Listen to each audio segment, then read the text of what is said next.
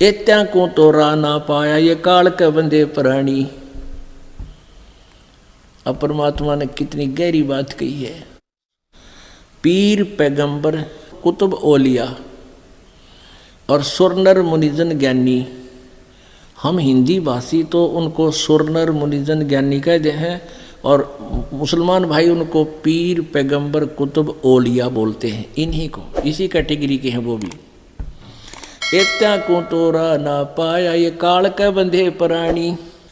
अपने आत्माओं, ये वाणी जो अभी आपको सुनाई है कि ये सुरनर मुनिजन ज्ञानी, इनको भी रास्ता नहीं मिला, ये भी काल के बंध रहे हैं। इसका निर्णय यह देवी भागवत देगी। अभी दिखाते हैं आपको श्रीमद् देवी भागवत। ये गीता प्रेस गोरखपुर से प्रकाशित है। हनुमान प्रसाद पोदार और चिमनलाल इसके संपादक हैं और गीता प्रेस गोरखपुर से प्रकाशित है। इसके 414 पृष्ठ पे जन्मेजय ने पूछा व्यास जी से, जन्मेजय ने पूछा महाभाग किस युग में कैसा धर्म का स्वरूप है, इस संपूर्ण विषय को विशेष रूप से बताने की कृपा कीजिए। व्यास जी बोले, राजन, यह निश्चय है कि सतयुग में ब्राह्मण वेद के पूर्ण विद्वान थे और उनके द्वारा निरंतर भगवती जगदम्बा की आराधना होती थी। भगवती का दर्शन करने के लिए उनका मन सदा ललायित रहता था। पुण्यात्माओं, फिर यहाँ बताया है कि सतयुग के त्रेता द्वापर में जो ब्राह्मण थे, जो राक्षस होते थे, वो कलियुग के ब्राह्मणा के सेवा करते। धर्म की ये सती थी त्रेता में भी रही, परंतु कुछ ह्रास हो गया था। सतयुग की जो सती थी वह द्वापर में विशेष रूप से कम होगी। राजन, इन प्राचीन युगों में जो राक्षस समझे जाते थे वे कलयुग में ब्राह्मण माने जाते हैं। वो कली में ब्राह्मण माने जाते हैं। जो ऊपर के तीनों युगों में जो राक्षस थे वो आजकल के ब्राह्मण ही से, क्योंकि अब के ब्राह्मण प्राय पाखंड करने में तत्पर रहते हैं, दूसरों को ठगना, झूठ बोलना और वैदिक धर्म क्रम से अलग रहना कलियुगी ब्राह्मणों का स्वाभाविक गुण बन गया है। पुण्यात्माओं, आप जी ने ये सुना कि व्यास जी कह रहे हैं कि सतयुग के ब्राह्मण वेद के पूर्ण विद्वान थे, दुर्गा की पूजा करते थे। फूटे भाग, वो किसे विद्वान थे? गीता जी में कितना जिक्र भी नहीं है दुर्गा की पूजा का। गीता जी चारों वेदों का सारांश है, ना किसी चारों वेदों में दुर्गा की पूजा का विधान केवल एक ओम नाम के जाप का प्रमाण है। और दुर्गा कह रही है कि उस ब्रह्म की पूजा करो, और ब्रह्म कह रहा गीता में उस परम अक्षर ब्रह्म की पूजा करो। अब ये देखिएगा, ये है 7वां स्कंद, संक्षिप्त वही देवी भागवत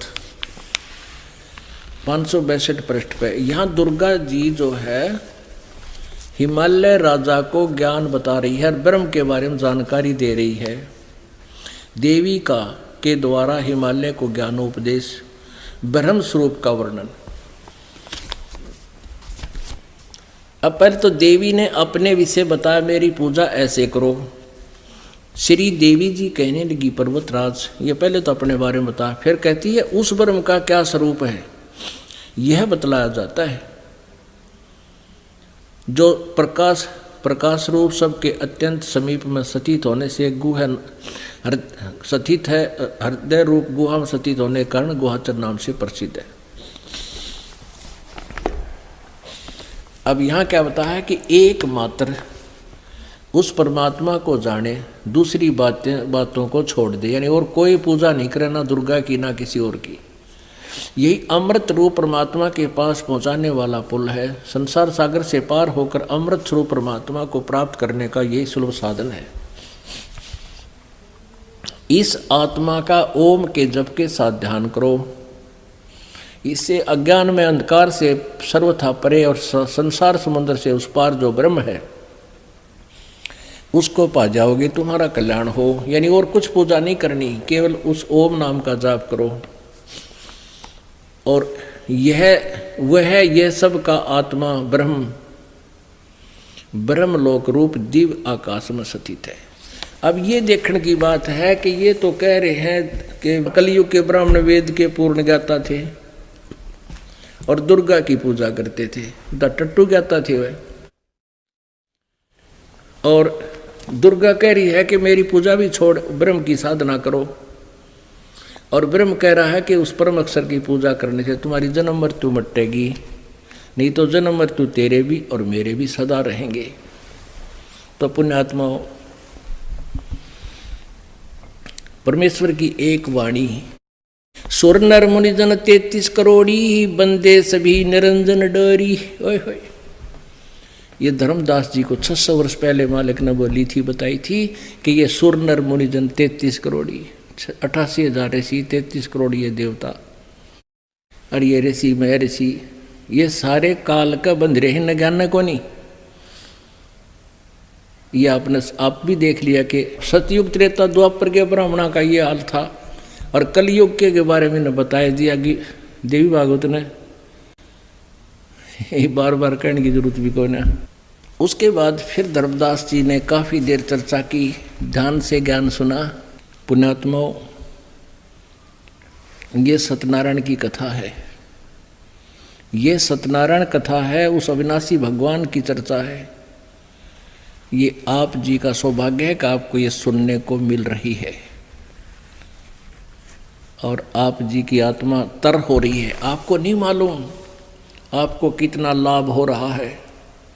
आप तो बालक हो, आपको बार बार यहाँ बुलाया जाता है इसलिए कि आपको जो भी कोई महीने 15 दिन 10 दिन में फिर लौट कर आओगा, तब तक आपकी आत्मा को तृप्त कर दें। यहाँ ज्ञान सुना के कुछ पाप तो ऐसे होते हैं जो दान से कटते हैं, कुछ पाप ऐसे होते हैं जो संत के दर्शन से अक्षीण होते हैं, कुछ आशीर्वाद से होते हैं, कुछ सेवा करने से होते हैं, कुछ मंत्र जाप करने से होते हैं। तो यहाँ सब प्रकार के आपसे क्रियाएं करवाई जाती हैं।